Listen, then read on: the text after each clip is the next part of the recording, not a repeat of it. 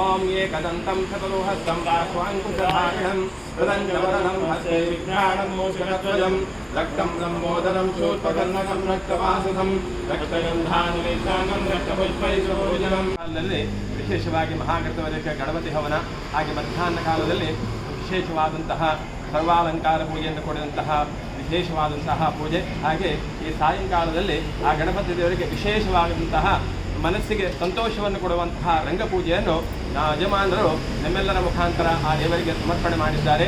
ಆ ಮಾಡಿದಂತಹ ಪೂಜಾ ವಿಧಿಗಳಲ್ಲಿ ತಂದಂತಹ ದ್ರವ್ಯಗಳಲ್ಲಿ ಹೇಳದಂತಹ ಮಂತ್ರೋಚ್ಚಾರಣೆಯಲ್ಲಿ ನ್ಯೂನಾತಿರಿಕ್ತ ದೋಷಗಳಾಗಿದ್ದಂತಹ ಪಕ್ಷದಲ್ಲಿ ಅದನ್ನೆಲ್ಲ ಆ ಮಹಾಗಣಪತಿಯವರು ಕ್ಷಮಿಸಬೇಕು.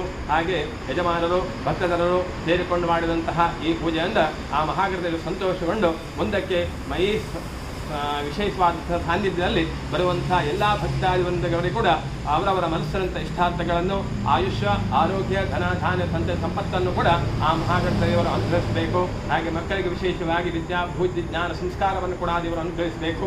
ಮಾತೆಯರಿಗೆ ದೀರ್ಘ ಸುಮಂಗಲ್ಯ ಅಭಿವೃದ್ಧಿಯನ್ನು ಹಾಗೆ ವಿಶೇಷವಾಗಿ ಬಂದಂತಹ ಎಲ್ಲ ಮಹನೀಯರು ಕೂಡ ಅವರವರು ಕೈಗೊಳ್ಳುವಂತಹ ಉದ್ಯೋಗ ವ್ಯವಹಾರಗಳಲ್ಲಿ ಯಾವ ರೀತಿಯ ತೊಂದರೆಗಳು ವಿಘ್ನಗಳು ಕಂಟಕಗಳು ಭಯಗಳು ಉಂಟಾಗದಂತೆ ಉದ್ಯೋಗ ವ್ಯವಹಾರಗಳು ಅವರ ಜೀವನ ಕೂಡ ಉತ್ತಮ ರೀತಿಯಲ್ಲಿ ನಡೆಯುವಂತೆ ಆ ದೇವರು ಅನುಗ್ರಹಿಸಬೇಕು. ಹಾಗೆ ಲೋಕ ಕಲ್ಯಾಣವನ್ನು ಕೂಡ ದೇವರು ಅನುಗ್ರಹಿಸಿಕೊಂಡು ದೇಶವು ಸುಭೀಕ್ಷವಾಗಬೇಕು.